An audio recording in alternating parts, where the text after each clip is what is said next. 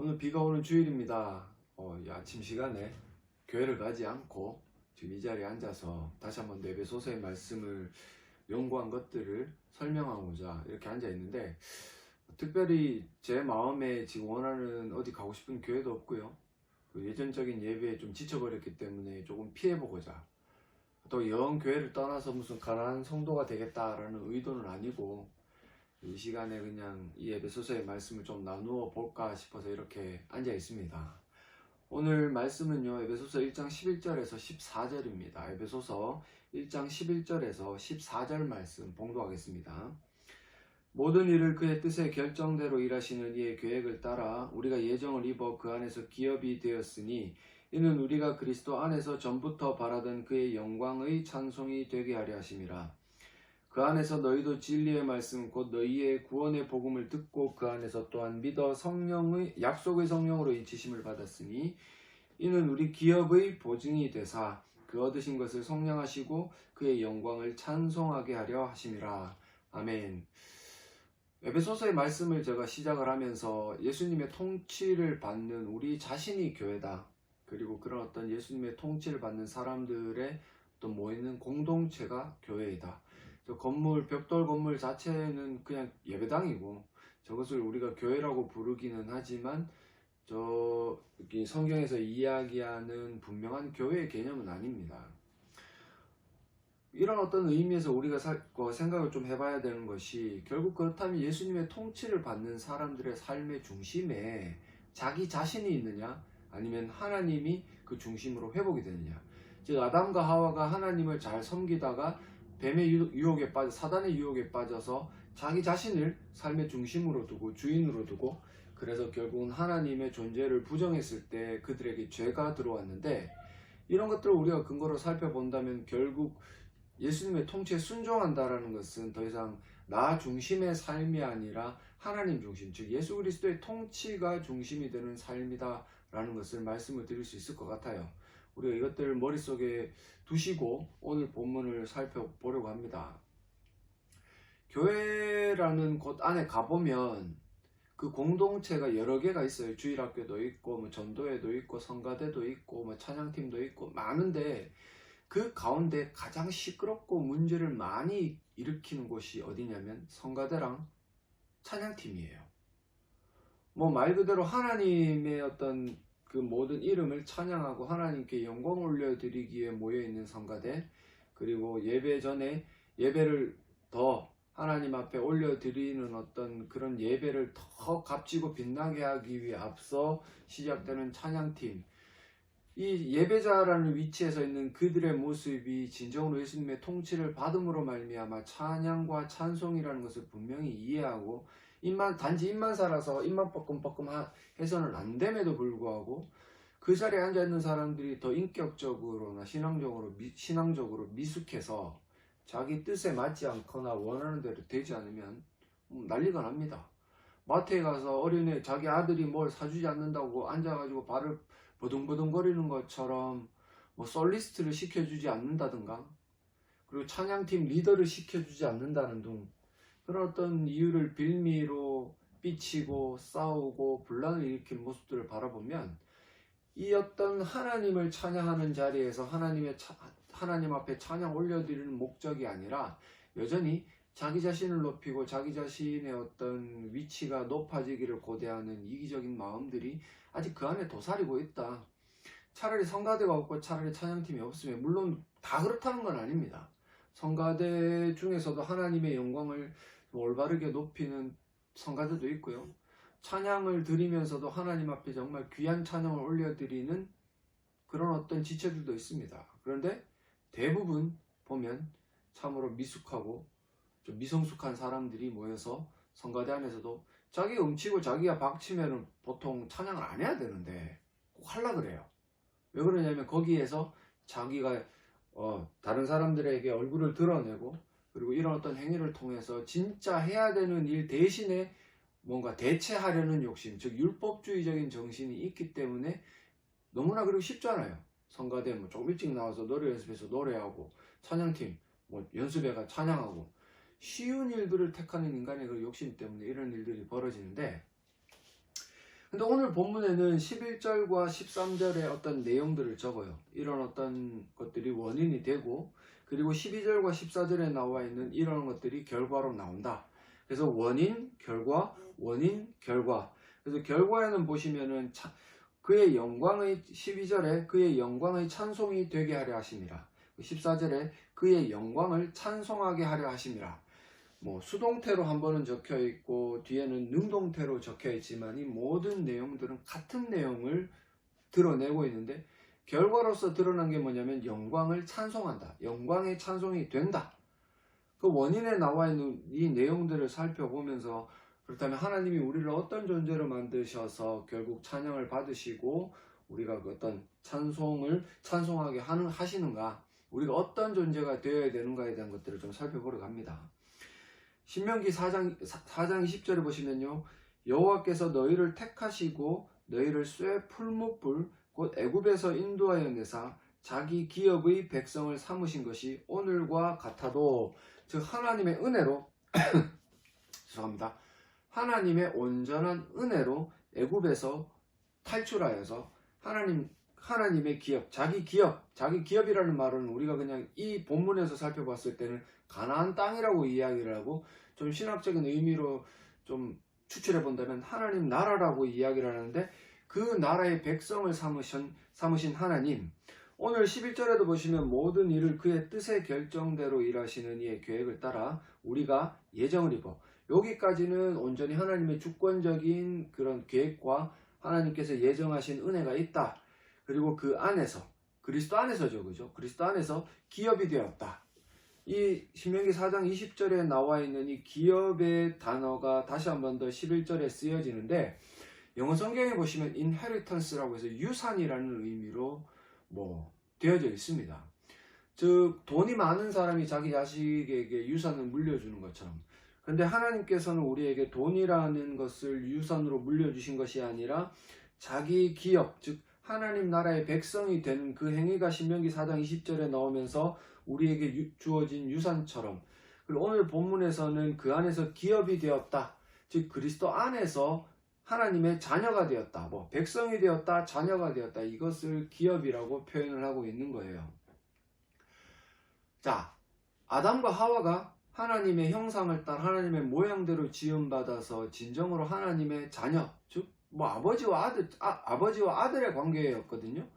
근데 그런 관계에 있던 그들의 관계가 결국은 불순종이라는 죄악으로 말미암아 깨어져 버렸습니다. 즉 하나님께서는 아담과 하와에게 통치권도 주시고 뭔가 에덴 동산의 주인처럼 살아갈 수 있는 큰 어떤 복들을 주셨지만, 그래도 제가 생각하기에 가장 큰 복은 하나님과의 관계가 말 그대로 부자지간처럼, 그죠? 왕과 백성처럼 친밀한 관계성을 가지게 하신 것이 가장 큰 유산이라고 생각을 해요.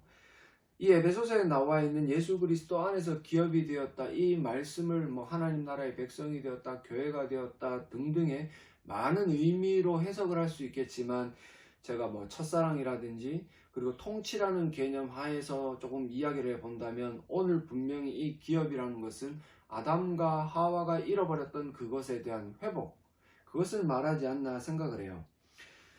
창세기 3장 5절에 보시면 너희가 그것을 먹는 날에는 너희 눈이 밝아져 하나님과 같이 되어 선악을 알 줄 하나님이 아심이니라. 즉 뱀이 지금 아담과 하와를 유혹을 합니다. 원래 하나님이 통치자, 왕, 그리고 아버지, 이런 어떤 존재라는 사실을 깨닫게 하기 위해 선악을 알게 하는 나무의 열매를 먹지 말라고 아담에게 명령을 하셨습니다. 그 외에 모든 것들을 하나님께서는 다 허용하시고 그것들을 주셨는데, 이런 어떤 하나님의 사랑이 결국은 하나님과 같이 되어라는 이 말의 유혹에 빠져버림으로 하나님 중심의 어떤 삶에서 자기 중심의 삶으로 옮겨져 버립니다. 그리고 선악과를 먹지 말라고 명령하셨던 하나님의 말씀에 순종하던 그들이 불순종의 상태로 바뀌어져 버려요. 즉 하나님의 자녀라는 위치, 하나님의 백성이라는 위치의 어떤 유산을 발로 차버리고 자기 스스로 어떤 왕이 되고 싶은, 하나님처럼 되고 싶어하는 욕심 때문에 이런 어떤 죄악들을 짓게 되는 겁니다. 그래서 이런 어떤 불순종, 이런 어떤 죄악들 때문에 이 아담과 하와가 하나님의 백성, 하나님의 자녀, 그리고 뭐 하나님의 지금 우리로 따지자면 교회라는 위치에서 탈락되어져 버렸고 그들은 결국 쫓겨나게 되는데, 그렇다면 11절에 나와 있는 것처럼 이런 어떤 변질되고 죄악된 상황 가운데서 하나님은 그들을 구원하기 위해 지난번에 살펴봤던 것처럼 속량, 즉 죄사함이라는 과정을 통해 그들을 다시 한 번 더 하나님 나라의 백성, 하나님의 자녀, 교회를 삼기 위해 어떤 기업을 주셨느냐, 그 기업은 결국 순종이라고 저는 정의를 내려보고 싶어요. 순종을 하지 않기 때문에 하나님 나라에서 쫓겨났고, 순종하지 않기 때문에 결국 자기중심적으로 살아가고, 순종하지 않기 때문에 교회 가운데서 시끄럽고 문제를 많이 일으키는 게 우리의 본 모습 아니겠습니까? 통치를 받아야 되는데 통치를 받기 싫어하기 때문에 사람들이 자기 멋대로 사는 거예요. 예수를 믿는다라고 이야기를 하고 예수님을 메시아라고 고백을 하지만 그 고백에 걸맞지 않는 삶의 모습들을 가지는 것은 결국 불순종하기 때문이다. 마태복음 26장 39절에 조금 나아가서 얼굴을 땅에 대시고 엎드려 기도하여 이르시되 내 아버지여 만일 할만하시거든 이 잔을 내게서 지나가게 하옵소서.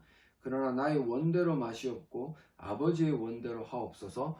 예수님이 마지막 십자가 달려 죽으시기 전에 이 모든 인류의 죄를 짊어지시려는 그 계획을 실행하시려니까 솔직히 인간적인 육신을 입고 계시던 그분이었기 때문에 그것이 참으로 큰 부담이었던 것 같아요. 그러니까 지금 이렇게 잔을 지나가게 하시옵소서. 그게 너무나 두려운 거예요. 왜? 잠시지만 그 죄악된 인간들의 죄악으로 말미암아 죄인이 되고요. 그 죄의 삭신 사망을 경험하고요. 그러다 보면 죄인이 되었을 때 그 사랑하는 성부와의 관계가 단절이 되는 것을 경험해야 되기 때문에 예수님은 이것을 할만하시거든 지나가게 해달라고, 가능하면 내가 지지 않게 해달라고 말씀하셨지만 결국은 나의 원대로 하는 게 아니라 아버지의 원대로, 아버지의 계획대로 하시옵소서라고 이야기를 하면서 참으로 힘든 일이었지만 예수님은 순종을 하셨습니다. 물론 우리가 예수님의 십자가를 바라보면서 그 십자가에 흘리신 피가 나를 깨끗하게 했다, 나의 죄를 속량했다, 기타 등등의 많은 복음의 내용들을 이야기할 수 있지만 결국 이 십자가를 통해 하나님께서 우리에게 보여주시고자 하는 것은 완전한 순종입니다. 예수님의 그 순종이 우리에게 롤 모델이 되고 우리가 예수님 안에서 그분과 연합이 되어 하나님의 백성이 되어 기업이 되었다, 하나님의 백성이 되었다, 교회가 되었다라면 그분께서 행하셨던 모든 일들이 이제는 나의 것이 되고 내가 할 수 있는 일이 되는 거예요. 아직 약한 존재이기 때문에 나도 여전히 죄 가운데 있고 나 스스로를 바라볼 때 뭔가 부족함이 보여도 거기에서 포기하는 것들이 아니라 예수님의 통치 가운데 계속해서 순종하기 위해 도전하고 기도하고 애쓰는 게 실질적인 모습이라는 거죠. 죄송해요. 어제 일을 너무 열심히 했더니 등짝이 땡겨가지고 가만히 있지를 못하겠네요. 죄송해요. 그런 어떤 순종의 모습들이 유산이고 우리가 그 유산을 가지고 있고 예수 안에서 그 순종의 유산을 가지고 있다라면 통치 가운데 여전히 순종할 수 있고 하나님 중심의 삶을 회복할 수 있다. 마태복음 22장 37절과 40절에 예수께서 이르시되 내 마음을 다하고 목숨을 다하고 뜻을 다하여 주 너의 하나님을 사랑하라. 그죠? 그리고 이것이 크고 첫째 되는 계명이요 둘째도 그와 같으니 내 이웃을 내 자신같이 사랑하라. 이 두 계명이 온 율법과 선지자의 강령이다. 아담과 하와가 죄를 짓고 난 이후에 하나님이 아담에게 물었습니다. 누가 선악을 알게 하는 나무 열매를 먹으라고 하더냐? 그러자 이 아담이 하와를 가리키면서 저 여자, 하나님께서 내게 주셔서 나와 함께 하게 하신 저 여자가 나에게 이 열매를 먹게 했다. 그전에는 이 하와를 하나님께서 창조하셔서 아담에게 데려왔을 때 살 중에 살이요 뼈 중에 뼈요 너무나 사랑하는 마음을 표출을 했는데 이 불순종의 죄악으로 말미암아 그들의 본성이 타락, 하나님을 사랑하고 이웃을 사랑하는 모습이 타락 깨어져 버리니까 결국은 하와를 비난하는 것 같지만 하나님께서 내게 주셔서 함께 하신 여자, 즉 하나님께 대한 화살이 이제는 날아가는 거예요. 결국 이 예수님께서 말씀하신 하나님 사랑과 이웃 사랑은 따로 떼어서 생각할 수가 없습니다. 하나님을 사랑하는 사람이 이웃을 사랑하고 표면적으로 이웃을 사랑하는 사람이 하나님을 사랑하고 있는 거예요. 그래서 하나님 말씀에 예수님의 통치에 순종하는 사람이 이웃을 사랑하는 거고, 그 결과 요한 1서 같은 데 보시면 이웃을 사랑하는 사람은 결국 예수님의 통치 가운데 있고 순종하고 있다. 우리의 삶의 모습들이 이런 모습들을 띠고 있는가라는 사실을 좀 고민해 본다면, 제가 서두에 말씀드렸던 성가대에서 내 이름을 드러내기 위해 노래도 못하고 박치에 음치에 죄송한 말씀이지만 늙어서 목젖이 너무 처져가 떨리만 하면서 음정이 왔다 갔다 하는데도 계속해서 성가대를 하려고 애를 쓰진 않을 거예요. 왜 그러냐면 딴 사람의 귀도 생각을 해야 되니까요. 찬양팀 마찬가지죠. 찬양도 못하고 굉장히 독선적이고 말도 많고 사역자들이 리더를 이렇게 해라라고 이야기를 해도 멘트 많이 하고 하는 모습들을 가진 것들을 보여준다면 그것도 결국은 자기 자신을 사랑하는 거죠. 이 율법의 강령이 되는 것 가운데 하나님을 사랑하고 이웃을 사랑하라 그랬지 나를 그렇게 사랑하라고 이야기하는 건 없어요. 왜 그러냐면 통치에 순종하는 자가 이웃을 사랑하고 하나님을 사랑하는 모습을 가지고 있으면 자기 자신은 당연히 귀하게 생각하고 사랑하기 때문에 그렇습니다. 그런데 그것은 하나님의 자녀로서 그 사랑이 이루어지는 거예요. 아담과 하와가 죄를 짓고 난 이후에 자기 스스로가 하나님이 되어서 자기 자신을 사랑했던 것은 결국 서로를 비방하고 모욕했던 그런 일들이지만, 하나님의 자녀로서 나를 위해 독생자를 보내신 하나님의 사랑을 이해한 자의 사랑이라는 것은 자기 스스로 굉장히 귀한 존재라고 생각을 하면서도 이웃을 섬길 수 있는 그런 모습이다. 그것이 진정으로 하나님께서 우리에게 주신 기업이다. 그래서 우리를 예정하시고 그 계획에 따라, 뜻에 따라, 계획에 따라 우리를 예정하신 하나님의 그 섭리 아래에서 그리스도 안에서 기업이 된 자가 가지는 순종의 모습이 반드시 있어야 된다. 그것이 원인이 되어야 찬송이라는 일이 일어난다 라는 것을 우리가 살펴볼 수 있죠. 13절에 그 안에서 너희도 진리의 말씀 곧 너희의 구원의 복음을 듣고 그 안에서 또한 믿어 약속의 성령으로 인치심을 받았다. 우리가 보통 성령의 내주라고 말하는 성령 세례를 통해서 우리가 살펴본다면 성령 하나님께서 우리의 삶을 지배하시고 우리의 삶을 이끌어 가시면 그 삶을 바꿀 수가 없는 거예요. 물론 우리가 때에 따라 지치고 힘들어서 약간은 침체가 될 수는 있겠지만 여전히 자기중심성을 가지고 사람들을 미워하고 그 사람들을 괴롭히는 삶을 살아가지 않는다라는 거죠. 요한복음 14장 26절에 보혜사 곧 아버지께서 내 이름으로 보내실 성령 그가 너희에게 모든 것을 가르치고 내가 너희에게 말한 모든 것을 생각나게 하리라. 성령께서 우리의 모든 지적인 능력과 어떤 사고력을 이용하셔서 예수님의 가르침을 떠올리게 합니다. 근데 이게 단회적인 것이 아니라 우리의 삶을 통해서 계속해서 반복적으로 죄를 지었을 때 양심의 가책, 예수님 말씀을 떠올리게 해가지고 양심의 가책을 느끼게 하시고 그래서 회개하게 하시고, 그리고 어떤 삶의 선택의 기로에 섰을 때 어느 것이 예수님의 통치에 올바른 것인가를 생각나게 하셔서 그 길로 이끌어 가시는 분이 성령 하나님이시다. 로마서 10장 16절과 17절을 보시면 그러나 그들이 다 복음을 순종하지 아니하였도다. 이사야가 이르되 주여 우리가 전한 것을 누가 믿었나이까 하였으니 그러므로 믿음은 들음에서 나며 들음은 그리스도의 말씀으로 말미암았느니라. 즉 우리가 복음을 듣는데 말씀을 듣기만 하면 우리가 구원을 받고 우리의 삶의 형태가 바뀌는 건 아니에요. 하나님께서 또한 앞부분에 그의 뜻의 결정대로 계획을 따라 예정을 입어 하나님께서 행하신 모든 일들이 기록이 되어져 있다면 13절에도 그 안에서 그죠? 진리의 말씀 곧 너희의 구원의 복음을 듣고 또 그 안에서 또한 믿어 약속의 성령으로 인치심을 받았다라면서 우리의 삶에 성령의 어떤 이끄심이 있는 것을 결과물로 살펴봐라 라고 이야기를 하시는데, 중요한 것은 복음을 듣는 것도 중요하고 믿는 것도 중요하지만 그 안에서, 즉 우리가 앞에서 살펴보았던 것처럼 그 안에서라는 말은 하나님의 주권적인 능력으로 말미암아 거듭나게 하시는 능력이다. 온전히 하나님의 선택과 작정과 예정과 어떤 하나님의 일하심이다, 온전히 하나님의 능력이다라는 것을 말씀을 드렸어요. 그렇기 때문에 제가 이런 어떤 자세에 대한 것들도 만약에 내가 거듭나지 않은 것 같으면 겸손하게 엎드려서 하나님 앞에 엎드려 나를 구원해 주십시오, 살려 주십시오, 엎드려 기도하는 게 필요하다라고 말씀을 드렸고, 그런 일들은 결국 성령 하나님께서 우리에게 구원을 적용하셔서 이끌어 가시면서 뭐 처음에 우리를 거듭나게 하시고 우리에게 믿음을 주시고 또 그 믿음을 가지고 성장케 하시는데, 자기 중심성을 가지고 있는 옛사람이 죽어버립니다. 그리고 새 사람이 되어요. 재창조가 일어난다는 말이에요. 제가 복음의 기초에서 말씀을 드렸지만 태초에 하나님께서 아담과 하와를 창조하셨던 것처럼 죽어있던 우리 옛사람을 예수님께서 십자가의 능력으로 재창조하시고 우리에게 통치자가 되셔서 자기중심적인 그 이기적인 사람을 하나님 중심성, 즉 예수님의 통치에 순종하는 자로 바꾸어 버립니다.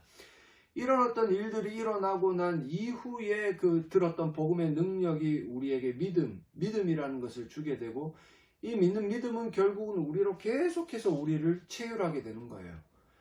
예수님 말씀, 예수님 그리스도인답게 예수님을 따라 살 수 있도록 바꾸어 놓는 겁니다. 그래서 뭐 우리가 생각할 때 여기 나와 있는 그 안에서라는 것이 선행되는 것은 필수적이기는 하나, 아니죠, 필수적이죠. 필수적이지만 우리가 이 필수적인 것들을 유익하게 하기 위해서 뒤에 나오는 진리의 말씀, 곧 너희의 구원의 복음을 들어야 된다. 예? 계속해서 복음이 선포되는 환경이 조성되어져 있어야 된다. 이 부분에서 우리 목회하는 목사들이 정신을 차려야 되는 게 뭐냐면, 설교 한 편이 이 십자가의 복음을 다 전달할 수 있다고 착각을 하면 안 됩니다. 성도들이 일주일에 진짜 많이 오시는 분들이야 뭐 새벽 예배까지 해서 7, 8번 교회에 나오겠지만 대부분의 성도들이 한 번 주일날 교회에 나와요. 근데 거기서 선포되는 한 번의 설교의 말씀을 듣고 이 사람이 정말 믿음이 강해질 수 있느냐, 아니면 믿음이 없는 사람들이 때가 되었을 때 믿음을 가질 수 있는 그 밑거름이 될 수 있느냐라고 질문을 해본다면 참으로 그게 빈약하고 약하다. 그래서 주일은 교회들이 모여있는 그 사람들의 모임이, 공동체가 성장할 수 있도록 계속해서 이 교회적인 교제를 이루어질 수 있도록 해야 된다. 그렇게 뭐 가르치자, 공부하자라고 이야기를 하면 사람들이 주로 한다는 이야기가 뭐냐면 피곤하다, 힘들다, 집에 가서 쉬고 싶다. 그럼 교회는 말 안 나옵니까? 집에 자면 되지. 교회는 나와야 돼요. 왜? 벌 받을 것 같으니까. 그리고 일주일에 한번 교회 나와서 도장 꽝 찍어야 마음에 어떤 좀 평안을 얻는달까? 양심의 가책보다는 좀 평안을 얻는달까? 이런 어리석은 마음들. 그리고 뭐 제가 조금 전에 말씀드렸지만 공부하고 어떤 그 공부한 것들을 나누는 교제보다 그냥 찬송 한 장 부르고 찬양 한 곡 부르는 게 더 쉽기 때문에 성가대를 택하고 찬양팀을 택해서 공부에는 아예 관심이 없는 그런 삶의 모습들을 가지고 살아가는 게 지금 우리의 현실 아닙니까? 그래서 문제가 되는 거예요. 왜 그러냐면 이 말씀처럼 뭐 우리로 할 수 없는 그 안에서라는 하나님의 은혜가 우리를 지배하지만 그 뒤에 나와 있는 것처럼 진리의 말씀, 너희의 구원의 복음을 듣고 믿어 약속의 그 성령으로 인치심을 받아야 되는 그 일들을 가능케 하기 위한 환경을 만들어 놔야 되는데, 그게 없기 때문에 결국은 이 교회를 다니지만 믿음을 가지고 제대로 된 신앙생활을 하기가 너무나 힘든 겁니다. 이런 어떤 것들을 우리가 깨닫는다면 조금 교회의 어떤 모습이나 커리큘럼 자체가 많이 바뀌어야 될 필요가 있는데, 여전히 뭐 교회라는 것은 먹고 마시고 놀고 그리고 자기 자랑하려고 성가대, 찬양팀, 교사, 소명은 있다라고 이야기를 하지만 애들을 위해 기도 한 번 하지 않는 교사들이 얼마나 많습니까? 뭐 애들 신방, 요즘 코로나 때문에 그렇긴 하지만 전화라도 한 통 하지 않는 교사들이 얼마나 많아요. 그리고 교사랍시고 자기가 가지고 있는 어줍지 않은 신앙을 아이들에게 심어주기 위해 애쓰는 사람들이 너무나 많아요. 이런 모든 것들이 결국 예수님의 통치에 순종하지 않는 자들이 자기를 드러내기 위해서 애를 쓰기 때문에 특별히 선한 것이 없어요. 선한 것이 드러나지 않기 때문에 오늘 12절과 14절에 나와 있는 것처럼 그의 영광의 찬송이 되지 못합니다. 아무리 잘난 사람이라도, 그죠? 아무리 특별한 것이 있는 것 같은 사람이라도 자기중심적으로 불순종하는 삶을 살아간다면 여호와의 찬송, 영광의 찬송이 되지 못합니다. 14절에 이는 우리 기업의 보증이 되사 그 얻으신 것을 속량하시고 그의 영광을 찬송하게 하려 하심이라. 우리의 삶이라는 게 찬송이 되는데 이게 그냥 입만 살아서 입으로만 하는 찬송이 아니라 우리 기업의 보증이 되사 그 얻으신 것을 속량하신, 나의 삶이 예수님의 그 모든 십자가의 공로를 통해 바뀌었구나, 옛사람이 아니라 새사람이 되었구나, 그것을 드러내는 증거로 내가 하나님의 영광의 그 찬송이 되는 거예요. 그러니까 더 쉽게 말씀을 드린다면 그거죠. 입으로만 찬송을 하는 게 아니라 나의 삶이 바뀌어져 버린 삶이, 세상과는 구별되는 나의 삶이 세상 가운데 보여져서 어떻게 도대체 저 사람은 저렇게 살아갈 수 있어? 라는 사람들의 궁금증을 자아내고 그 궁금증의 이면에 있는 예수님의 십자가를 드러내는 것, 내 삶이 예수님의 십자가를 드러낼 때 그게 진정한 찬송이에요. 우리 입으로 찬송을 하는 것, 악기로 찬송을 하는 것도 찬송이지만 우리가 진정으로 살펴보고 깨달아야 되는 것은 내 삶이 악기가 되어야 된다. 내 삶이 하나님을 찬양하는 음성이 되어야 된다. 그래서 예수님의 통치에 순종하고 조금 전에 살펴봤던 것처럼 거듭나서 정말 이 믿음이 있는, 믿는 자라는 그 약속의 성령으로 도장을 찍어서 변질되지 못하게 딱 막아버리고 그 사람이 자꾸 복음을 들음으로 말미암아 그 믿음이 성장하는 그 사람을 통해서, 그 사람의 인생을 통해서 예수님의 말씀, 하나님을 사랑하고 이웃을 사랑하는 그 율법의 완성을 가져옴으로 말미암아 하나님이 높임을 받는 거예요. 로마서에 보시면 2장 23절과 24절에 율법을 자랑하는 내가 율법을 범함으로 하나님을 욕되게 하느냐, 기록된 바와 같이 하나님의 이름이 너희 때문에 이방인 중에서 모독을 받는도다. 하나님은 우리를, 나 같은 죄인을 구원하기 위해 독생자를 보내셔가지고 십자가를 죽게 만들었습니다. 우리가 이것을 너무나 익숙해져 버리기 때문인가요? 너무나 이 말에 대해서 조금은 감동을 받는 게 덜해요. 신앙의 연수가 늘어나면 늘어날수록 예수님의 십자가의 죽음에 대한 감동이 줄어드는 게 어찌 보면 정상인 것처럼 지금 보여집니다. 그리고 다만 그것을 벗어나져 버려서, 즉 그런 어떤 십자가의 죽음으로 우리의 창조주와 통치자가 되신 예수님의 통치를 더 이상 받기 싫어하는, 아담과 하와의 전철을 똑같이 밟으면서 나의 힘으로 생명나무로 가기 위해, 그러니까 나의 어떤 능력과 나의 어떤 노력과 헌신과 공로와 찬양팀에서의 그런 노력, 성가대에서의 아름다운 목소리, 기타 등등의 그런 쓸데없는 배설물들로 구원에 이르기 위해 애를 쓰기 때문에 결국은 영광의 찬송이 되지도 못하고 영광의 찬송을 부르지도 못합니다. 하나님께서는 말씀대로 12절과 14절에 그의 영광의 찬송이, 그러니까 전부터 나의 어떤 죄된 본성이 알고 있는 하나님 중심의 삶을 바라고 있는데 그것을 원했어요. 원했는데 그의 영광의 찬송이 되는 게 어떻게 되느냐? 기업이 되었네. 순종의 유산을 물려받아야 된다. 이 순종의 유산을 물려받는 것은 또 13절에 나와 있는 것처럼 우리가 거듭나서 복음의 말씀을 듣고 믿어 성령 하나님께서 이 사람은 이제는 거듭나서 믿는 사람, 순종하는 사람이라고 봉인을, 편지에 이렇게 인장을 찍는 것처럼 나의 이 새 사람 된 인생에 성령께서 도장을 찍는, 이거 뭐예요? 나의 삶을 계속해서 이끌어 가신다라는 의미죠. 그죠? 나의 삶을 이끌어 가시면서 순종의 삶의 모습들을 드러내게 하신, 그래서 그게 예수님께서 이루셨던 하나님 사랑, 이웃 사랑, 그것을 실천하게 한다. 그런 삶을 살아갈 때야 비로소 영광의 찬송이 되고 그의 영광을 찬송하게 되는, 할 수 있는 그런 모습이 된다라는 거죠. 입만 살아서 말로만 찬송한다고 찬송이 되는 거 아닙니다. 내 삶을 돌아봐야 됩니다. 하나님의 은혜를 입어서 예수님의 그 십자가의 보혈의 모든 은덕을 내가 가지고 있다라면, 제가 그랬죠. 겸손한 자, 감사한 자, 그런 어떤 삶의 모습대로 내가 살아가면서 이제는 과거의 나와는 다른 삶, 즉 우리가 뭐 통치를 받는 교회로 살아가는데 진짜 우리의 삶이 세상 가운데 구별되는 거룩한 삶인가? 그래서 세상 사람들이 여러분들의 모습을 바라보면서 무언가 감동을 받기도 하고 무언가 호기심을 불러일으킬 수 있는 그런 요소들을 여러분들이 가지고 있는가 고민을 해봐야 돼요. 진짜 이게 중요한 게 지금 작금의 교회들이 세상으로부터 모욕을 받으면서 결국 그 욕은 하나님께로 다 돌아가거든요. 교회가 잘해서 세상 사람들로부터 칭찬을 받으면 그 칭찬은 하나님께로 다 올라갑니다.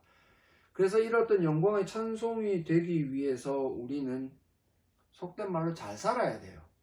세상 사람들보다는 덜 세속적이고 덜 욕심부리고 더 정직하고 더 사랑을 많이 하고 더 손해를 많이 보고 그리고 더 애를 써야 됩니다. 근데 중요한 거는 세상 사람들보다 덜 고생하려고 애를 쓰고 덜 사랑하고 더 미워하고 더 악하니까 문제가 되는 거죠. 이런 어떤 과정들에 있기 때문에 교회들의 그 모습들로 하나님께 영광이 되는 게 아니라 심각할 정도로 하나님의 이름에 모욕을 주는 일들을 교회가 감당하고 있는 겁니다. 자, 오늘 말씀을 정리해 보겠습니다. 오늘 말씀의 내용이 원인과 결과. 근데 결과는 뭐예요? 이 12절에서는 우리가 찬송이 되는, 하나님의 영광의 찬송이 되는 그 원인에 대해서 이야기를 하고 14절에서는 그의 영광을 찬송하게 하는 원인에 대해서 이야기를 합니다. 즉 12절에는 하나님께서 우리를 그 안에서 기업이 되게 하시는, 우리를 싹 다 바꾸어 놓으시고 새 사람이 되게 하셔서 기업, 즉 예수님께서 우리에게 물려주신 유산인 순종할 수 있는 상태로 만들어 버린다라고 이야기를 해서 그 상태가 되어서 이제는 찬송이 되는 존재가 되게 만들어 버린 거예요. 13절에서 어떻게 되었습니까? 그런 어떤 순종의 상태로 거듭난 존재가 진리의 말씀, 구원의 복음을 들어서 믿고 약속의 성령으로 이제는 봉함, 딱 너 이제는 새 사람이야 라는 도장을 꽝 찍은 존재로 만드셔서 이제는 그 삶으로 하나님의 영광을 찬송하게 만든다. 더 쉽게 말씀을 드리면 11절에는 하나님께서 우리를 거듭난 존재로 만드셔서 그 상태로 이제는 찬송이 되게끔 하신 거예요. 그런 상태를 그렇게 만드신 거고 13절에서는 그런 존재에게 복음을 듣게 만드시고 복음을 들은 그 말씀을 통해서 더 강한 믿음을 가지고 성령의 이끄심을 통해 그 삶으로 이제는 그의 하나님의 영광을 찬송하게 하신다. 약간의 뉘앙스의 차이가 있는 겁니다. 수동적으로 우리를 되게 하셨고 그 된 존재가 발전이 되어서 능동적으로 하나님의 영광을 찬송한다. 이 찬송하는 것은 입만 살아서 나불나불 되는 것이 아니라 삶으로 하나님을 사랑하고 이웃을 사랑하는 그 삶으로 하나님의 영광의 찬송을 올려드리는, 그래서 우리를 통해 자기중심성을 가지고 아주 악한 존재로 살아가던 우리의 삶의 모습들을 통해서 하나님께 모욕만 주던 그런 존재에서 하나님 중심의 삶으로 하나님께 영광을 올려드리는 그런 존재가 되게 하신다. 이게 오늘의 말씀이요. 그게 교회입니다. 그게 교회라고 지금 분명히 말씀을 하시고 있는 거예요. 예정된 자를 거듭나게 하셔서 이제는 자기 자신만 사랑하는 존재에서 하나님의 영광의 찬송이 되는 존재로 바꾸어 놓으시고 1차적으로 2차적으로는 그런 존재들에게 복음의 말씀을 듣게 하시고 그 믿음이 성장하여 성령께서 계속해서 이끌어 가시는 거죠. 인치었다, 도장 찍었다, 너 이제 나의 사람이다. 그런 인생의 삶을 통해서 바뀌고 하나님을 사랑하고 이웃을 사랑하는 그 모습을 통해 이제는 적극적으로 영광을 찬송하게 만든다. 이게 오늘 본문의 내용의 요약입니다. 그래서 이런 어떤 부분들을 통해서 바뀌어진 우리의 삶이 하나님의 영광을 드러내게 되고 그런 바뀌어진 삶의 모습들을 통해 하나님의 이름이 이 땅 가운데 높임을 받게 된다. 그럼 여기서 우리가 고민을 해봐야 됩니다. 과연 내 삶이, 나의 말이, 나의 어떤 인격이, 나의 삶의 모양새가 세상 사람들로부터 구별이 되어서 세상 사람들이 나를 바라보면서 하나님의 영광을 찬송할 수 있게 만드느냐, 그런 존재가 내가 되었느냐, 그런 존재로 내가 살아가고 있느냐, 만약에 그런 존재가 되지 못해서 그런 모습을 드러내지 못한다면 제가 말씀을 드렸죠. 엎드려 회개하고 바뀌게 해달라고 기도하는, 하나님께 매달려야 되는 그런 우리가 되어야 될 줄 믿습니다. 하나님의 영광을 드러내지 못하고 하나님 이름에 계속해서 먹칠을 하면서 살아가는 그런 존재이면서도 불구하고 내가 교회를 다니고 입으로만 나불거리면서 찬송한다고 해서 다 되는 거 아니에요. 차라리 내가 한 발자국 뒤로 후퇴하는 그런 어떤 과정들이 있더라도 온전히 믿어서 하나님의 영광을 세상 가운데 드러내고 찬송할 수 있는 존재가 되는 것이 더 유익한 일이고, 그렇게 되어 천국 가는 게 더 좋은 일입니다. 그래서 우리 사랑하는 주의 백성들이 오늘 이 말씀처럼 진정한 교회, 즉 순종의 유산을 가지고 하나님 앞에 영광을 올려드릴 수 있는 존재들이 되셔서, 그게 대단하고 막 큰일이 아니거든요. 그런 존재들이 되셔서 하나님의 백성으로 살아가시기에 부족함이 없고, 그리고 하나님 사랑과 이웃 사랑을 실천하심으로 이 땅 가운데 하나님 나라를 확장시키셔서 하나님의 영광을 찬송하시는 저희 여러분들이 되시기를 간절히 소망합니다. 그 삶들이 우리에게 있음으로 말미암아 하나님의 기쁨, 하나님의 칭찬, 하나님이 자랑이 되시는 저희 여러분들이 되시기를 간절히 소망합니다.